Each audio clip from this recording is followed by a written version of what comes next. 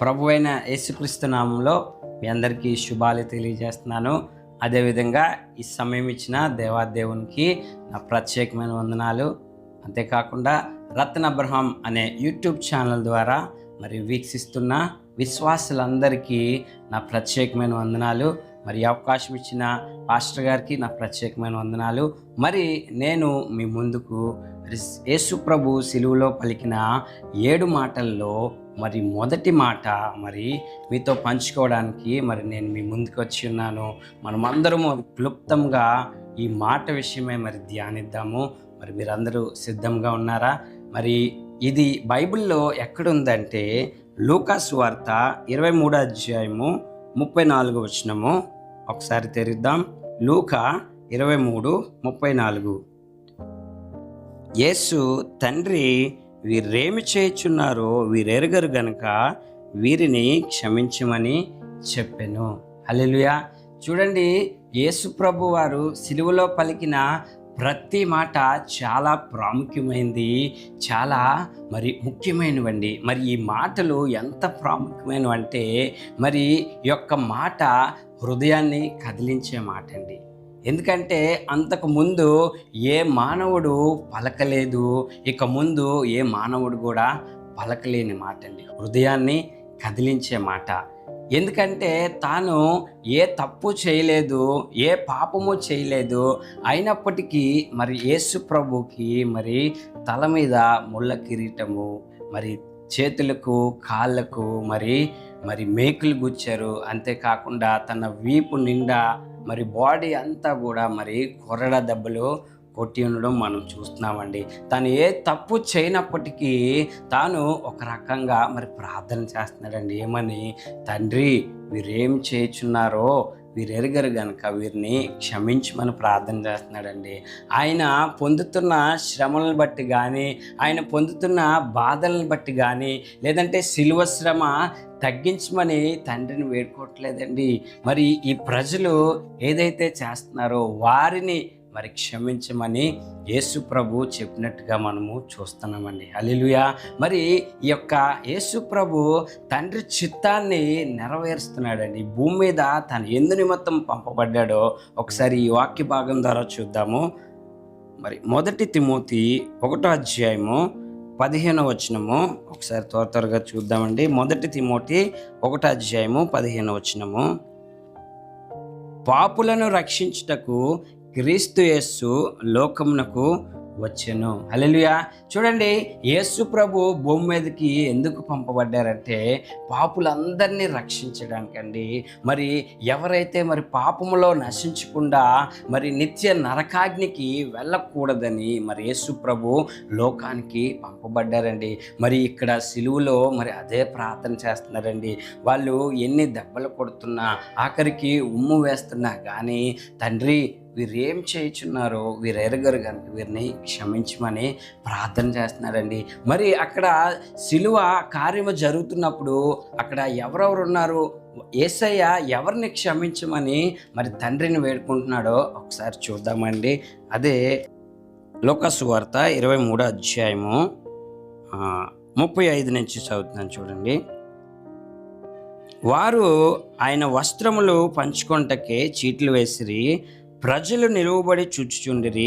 అధికారులు, వీడు ఇతరులను రక్షించును, వీడు దేవుడు ఏర్పరచుకున్న క్రీస్తు అయిన ఎడల తన్ను తాను రక్షించుకోమని అపహరించిరి. అంతటా సైనికులు ఆయన యొద్దకు వచ్చి ఆయనకు చిరకినొచ్చి, నీవు యూదుల రాజు అయితే నిన్ను నీవే రక్షించుకోమని ఆయన్ను అపహరించిరి. చూడండి, ఇక్కడ ఈ యొక్క యేసు ప్రభు సిలువకి ఎక్కినప్పుడు ప్రతి శిష్యులు కూడా పారిపోయారండి. ఆ మరణ వేదన చూడలేక శిష్యులు పారిపోయారు. అక్కడ యోహాను ఒక్కడే ఉన్నట్టుగా మనం చూస్తున్నాం. అంతేకాకుండా యేసు ప్రభు వస్త్రాన్ని వాళ్ళు పంచుకుంటున్నారండి. వారు చీట్లు వేసుకుంటున్నారు.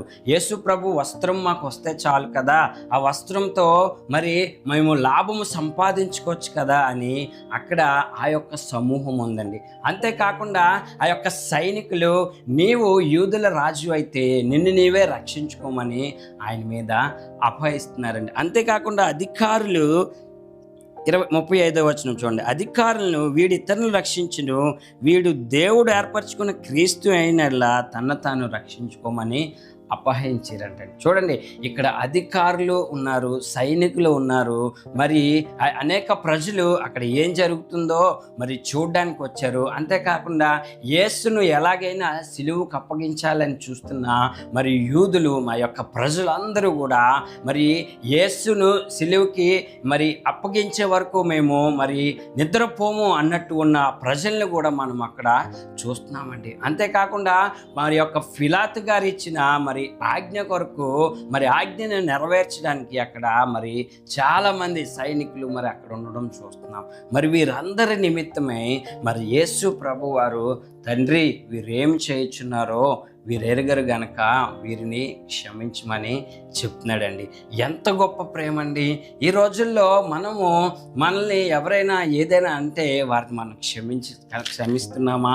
మరి ఈ యొక్క యేసు ప్రభు ఎంత వారిని హింసిస్తున్నా కానీ వారిని క్షమించే మనసును కలిగి ఉన్నాడండి. ఈరోజు నువ్వు ఇతరులను క్షమిస్తున్నావా? ఒక్కసారి ఫిలిప్పీలు రాసిన చూద్దాము. ఫిలిప్పీ 2వ అధ్యాయము 5వ వచనంలో ఈ విధంగా ఉంటుంది. ఒకసారి చూద్దాము. ఫిలిప్పీ 2:5, క్రీస్తు యేసునకు కలిగిన ఈ మనస్సును మీరును కలిగి ఉండుడి. చూడండి, ఇక్కడ దేవుడు క్లియర్గా చెప్తున్నాడు, నువ్వు క్రీస్తు యేసును కలిగిన మనసును కలిగి ఉండుడి. ఈరోజు నువ్వు ఇతరులను క్షమిస్తున్నావా? నీ భార్యను క్షమిస్తున్నావా? లేదంటే నీ భర్తను క్షమిస్తున్నావా? నీ ఇరుగు పొరుగు వారిని క్షమించగలుగుతున్నావా? లేదంటే నీ తోటి ఉద్యోగులను క్షమించగలుగుతున్నావా? వారు ఒక్కసారి నీ పట్ల మరి అపరాధం చేసి ఉండొచ్చు, కానీ నువ్వు వారిని క్షమించలేకపోతున్నావు అంటే, మరి నువ్వు ఇతరులను క్షమించలేకపోతున్నావు అంటే దానికి అర్థము క్రీస్తు ప్రేమ నీలో పరిపూర్ణముగా లేదండి. ఎప్పుడైతే నువ్వు క్రీస్తు ప్రేమని మరి పరిపూర్ణంగా ధరించుకుంటావో నువ్వు ఖచ్చితంగా క్రీస్తు యొక్క స్వరూపంలోనికి మార్చబడతావండి. కాబట్టి మనం ఎప్పుడు కూడా క్రీస్తు యేసునకు కలిగిన మనసును మనం కలిగి ఉండాలండి. నువ్వు క్షమించలేకపోతున్నావు అంటే నీకు రావాల్సిన ఆశీర్వాదము మరి ఎక్కడో ఆగిపోతుందండి. ఈరోజు నువ్వు అన్ని విషయాల్లో పర్ఫెక్ట్గా ఉండొచ్చు, మంచిగా బ్రతకచ్చు, కానీ ఇతరులను క్షమించే మనసు నీకు లేకపోతే నీకు రావాల్సిన ఆశీర్వాదము పోతుందండి. ప్రియమైన సహోదరుడా, ఈరోజు నువ్వు ఎవరిని క్షమించలేకపోతున్నావో వారిని బట్టి నువ్వు ప్రార్థన చేయగలవా? చాలామంది అనుకుంటారు, వారిని చూస్తేనే మాకు మరి కోపము రగిలిపోద్దండి, మరి వారిని చూస్తేనే కంపరం కలుగుతుంది అని చాలామంది మీలో అనుకోవచ్చు. అయితే దేవుడు ఈ దినాన నీతో మాట్లాడుచున్న మాట, వారిని క్షమించగలిగితే దేవుడిచ్చిన ప్రతి ఆశీర్వాదము మరి నీ మీదకి వస్తుంది. హల్లెలూయా.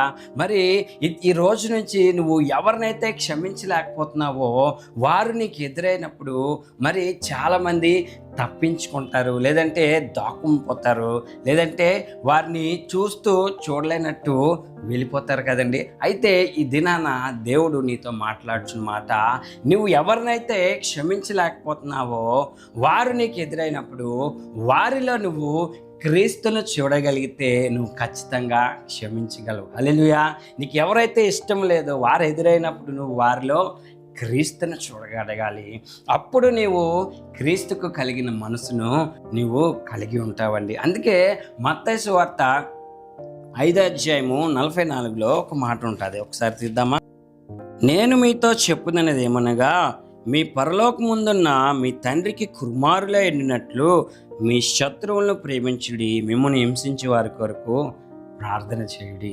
చూడండి, మీ శత్రువును ప్రేమించాలంటే మిమ్మల్ని హింసించే వారి కొరకు ప్రార్థన చేయమంటున్నాడు దేవుడు. హల్లెలూయా.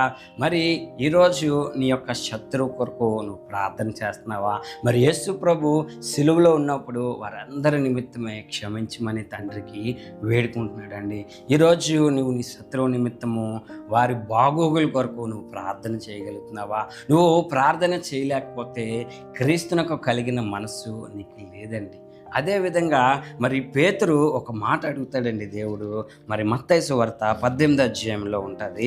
మత్తయి 18వ అధ్యాయము 21-22 వచనాలు ఒకసారి చదువుకుందాం.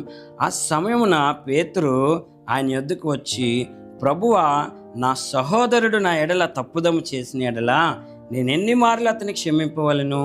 7 మార్లు మట్టుగా అని అడిగాను. అందుకు యేసు అతనితో ఇట్లనెను, 7 మార్లు మట్టుకే కాదు, 75 ఏళ్ళ మారుల మట్టుకని నీతో చెప్పుచున్నాను. చూడండి, పేతురు యేసయ్యని అడుగుతున్నాడు, ప్రభువా, నా సహోదరుడు నా ఎడల తప్పు చేస్తే నేను 7 సార్లు క్షమించాలా అని అడుగుతున్నాడు. అందుకు యేసు 7 మార్లు మట్టుకు కాదు కానీ 77 మార్లు మట్టుకు క్షమించమంటున్నాడండి. హల్లెలూయా.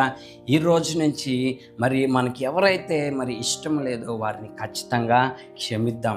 ఎందుకంటే ఈ క్షమించడం ద్వారా నీలో అనేక ఆశీర్వాదాలు స్టార్ట్ అవుతాయండి. నీ ఆశీర్వాదము ఆగిపోతుందేమో.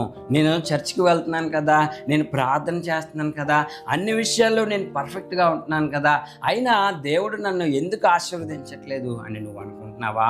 నీ యొక్క శత్రువును నువ్వు క్షమిస్తే ఖచ్చితంగా దేవుడిని యొక్క ఆశీర్వాదాలన్నీ మరి ఇవ్వడానికి సిద్ధంగా ఉన్నాడు. అందుకే మత్తయి సువార్త 6వ అధ్యాయము మరి పరలోక ప్రార్థనలో ఈ విధంగా రాయబడింది. మత్తయి సువార్త మరి 6వ అధ్యాయము 11వ వచనము, 11, 12 చదువుదాం. చూడండి, 12వ వచనము, మా రుణస్థులను మేము క్షమించిన ప్రకారము మా రుణము క్షమించుము. చూడండి, మా రుణస్థులను క్షమించిన ప్రకారము మా రుణములను క్షమించుము.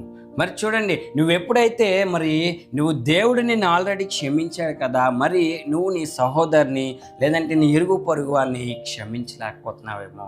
మరి దేవుడి దినాన్న మాట్లాడుచున్న మాట, నీ యొక్క సహోదరులను క్షమించు, వారి కొరకు ప్రార్థన చేయు. అప్పుడు దేవుడు నీ కొరకు దాచి ఉంచిన ప్రతి ఆశీర్వాదము నువ్వు పొందుకుంటావు. మరి ఈ కొద్ది మాటలను బట్టి మనము ప్రార్థన చేసుకుందామా? ప్రేమగల మా తండ్రి, నీకు వందనాలు చెల్లిస్తున్నాను ప్రభువా.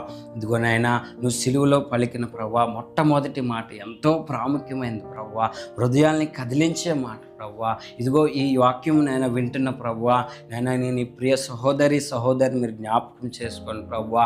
ఈ దినాన్న ప్రభువా వారినైనా ఎవరినైతే క్షమించలేకపోతున్నారో ప్రభువా, క్రీస్తు యేసునకు కలిగి మనసుతో వారిని క్షమించేలాగా మీరు కృప చూపించండి ప్రభువా. అంతేకాకుండా ప్రభువా, నాయనేసయ్యా, వారి జీవితంలో నాయనేసయ్యా మరి ఆగిపోయిన కార్యాలను మీరు త్వరపెట్టమని నేను ఈ వీడియో చూస్తున్న వారందరినీ బ్లెస్ చేయమని యేసు నామములో అడుగుచున్నాం తండ్రి. ఆమేన్. ఆమేన్. God bless you.